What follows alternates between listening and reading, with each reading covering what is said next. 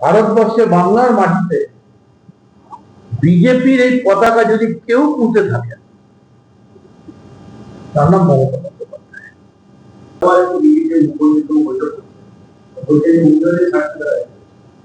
তাদের ব্যাপারটা আমাদের থেকে কিন্তু সম্পূর্ণ আলাদা। তার কারণ সংবিধানের ব্যাখ্যা অনুযায়ী তারা একটা অন্য দলের সঙ্গে মার্জ হয়েছে, দে আর নট তৃণমূল নয়। আর সেই দলটা থেকে তারা এনডিএর পার্টনার হয়েছে। প্রথম এনডিএর পার্টনার ভারতবর্ষে বাংলার মাটিতে বিজেপির এই পতাকা যদি কেউ পুঁতে থাকে তার নাম মমতা বন্দ্যোপাধ্যায়। তিনি প্রথম মুর্শিদাবাদ, মালদা, আলিপুরদুয়ার, বসিরহাট, হাসনাবাদ, খিদিরপুর, বন্দর এই সব জায়গায় পদ্ম ফুলের পতাকা যদি কেউ লাগিয়ে থাকেন তার নাম মমতা বন্দ্যোপাধ্যায়। এনডিএ সরকারের রেলমন্ত্রী হিসেবে আমি কিন্তু তাকে ক্রিটিসাইজ করছি। আমি বরং বলছি যে ওইটাই যদি উনি কন্টিনিউ করতেন আজ আমাদের এই হাল। কোথায় কালকে দেখছিলাম আমি ছবি, আমার বন্ধু এসছে বাইরে থেকে, তারা ভিডিও করে নিয়ে এসছে। কোথায় গুজরাট, কোথায় ইউপি, কোথায় মুম্বাই, তাকানো যাচ্ছে না। আর কোথায় আমরা? একটু আগে টিভিতে দেখছিলাম আপনাদের এই সেক্টর 5 এর রাস্তা মরণ ফাঁক। মমতা বন্দ্যোপাধ্যায় কুম্ভকে বললেন মরমৃত্যু ফাঁক। আমি তো বলি তার থেকে অনেক বড় মরণ ফাঁক হচ্ছে আমাদের এই রাস্তাটা, সেক্টর 5 এর রাস্তা বা কলকাতা বাংলাময় রাস্তা। তাই আপনাদের আমি বলি যে আপনি যে কথাটা বললেন, তারা আজকে মুখ্যমন্ত্রীর সঙ্গে কথা বলছেন, প্রধানমন্ত্রীর সঙ্গে গেছেন, তাও তো অন্য পাহাড়া, তো অন্য পার্টি। ঠিক আছে, সেটা একদিন আমাদের সঙ্গে এও ছিল বলে বড় লোকের অসভ্য ভারতবর্ষের স্বাধীনতার আগে সব কংগ্রেস ছিল। একদিন শ্যামাপ্রসাদ মুখোপাধ্যায়ের নেতৃত্বে হিন্দু জনসভা তৈরি হয়েছিল, তখন বহু মানুষ থাকতে পারে না, যেটা থাকবে তাতে কিছু এসে নেই। লেখা আছে সিম্বলে, জিতে তুমি পদত্যাগ যদি না করো তাহলে দলত্যাগ আইনে পড়বে। কিন্তু যদি তুমি 2/3 মেজরিটি, তোমার মেজরিটিকে সঙ্গে নিয়ে বেরো, তাতে তুমি নিউ পার্টি গঠন করো, তাহলে তো মমতা সবার আগে দলত্যাগ করছে।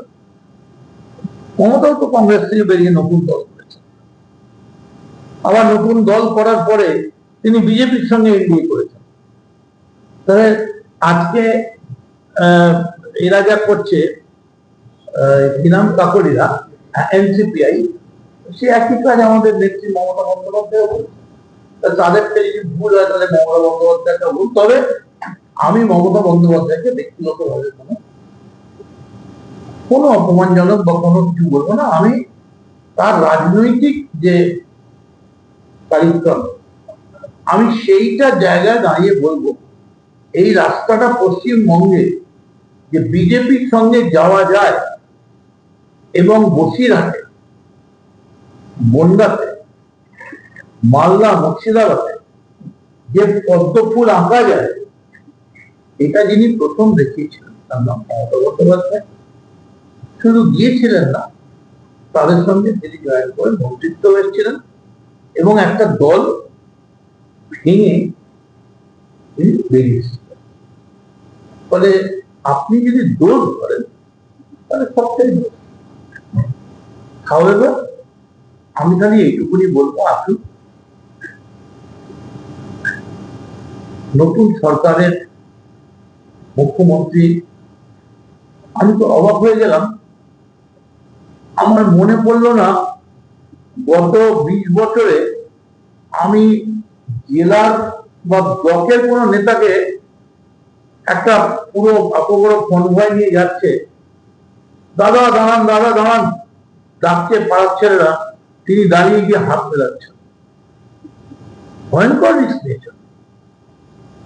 কিন্তু আমি দেখলাম শুভেন্দু অধিকারী, আমি আমাদের জেলা লেভেলের কোন নেতা দাঁড়ানো শুনলে ও পেছনে ড্রাইভারকে বলতো গাড়ি দিয়ে পিছিয়ে দেয়, কিন্তু শুভেন্দু অধিকারীকে দেখলাম মুখ্যমন্ত্রীর কনভয় যাচ্ছে, তিনি হ্যাঁ আয় আয় আয় বলে দেখে তাদের সঙ্গে কর্মীদের সঙ্গে হাত মিলিয়ে কথা বলছেন। This is an instance. এই জিনিস পশ্চিমবঙ্গে বহুদিন পরে দেখলাম। এতদিন দেখতাম মুখ্যমন্ত্রীর কাছে যাওয়ার আগে 15টা দড়ি, লাল দড়ি, নীল দড়ি, সবুজ দড়ি, হলদে দড়ি, কে কোন দড়িতে দাঁড়াবে,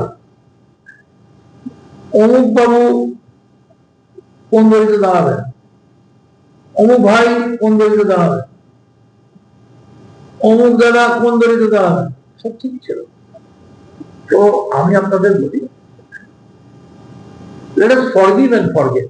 আপনি পশ্চিমবাংলার স্বার্থে দুর্গাপুজো আসছে, সবাই মিলে হাত দিয়ে আমরা এই পশ্চিমবঙ্গের এই জমে থাকা, থমকে থাকা উন্নয়নকে এগিয়ে নিয়ে যাই।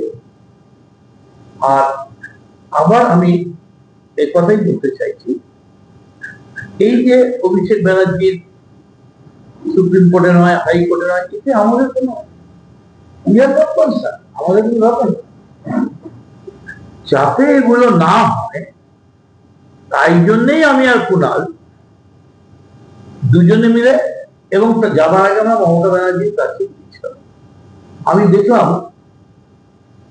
ওদের একজন সাংসদ, যদিও আমার তার সম্বন্ধে বলতে খারাপ লাগে, কারণ তার সম্বন্ধে এত কিছু বলা হয়েছে, ভারতবর্ষের কোন সাংসদ সম্বন্ধে বোধ হয় কোনদিন, পপ্পু যাদবের সম্বন্ধে কোনদিন এরকম বলা নাই। একজন মহিলা সাংসদ সম্বন্ধে পার্লামেন্টে এত মন্তব্য হয়েছে, এবং আমাদের দলের লোকেরাই যা মন্তব্য করে, তিনি বলেছেন হ্যাঁ মদন মিত্র তো হ্যান ফ্যান ইত্যাদি। আমরা জবাব দেবো না, উত্তর দিতে চাই না, শুধু এইটুকুনি বলবো, আপনি নিজে আগে ঠিক করুন আপনি কোথায় আছেন। আর তিনি বলেছেন মদন মিত্র মমতা ব্যানার্জিকে মেসেজ করেছেন, আমি দেখেছি, আমি প্রকাশ্যে আপনাদের সামনে বলছি, আমি মেসেজ করে আসার আগের দিন তাকে বলেছি ভাই সরি বলেছি। তার সঙ্গে একদিন ঘর করলাম, তাকে ছেড়ে চলে যাচ্ছে, আমি সরি বলবো। এই সরি বলাটা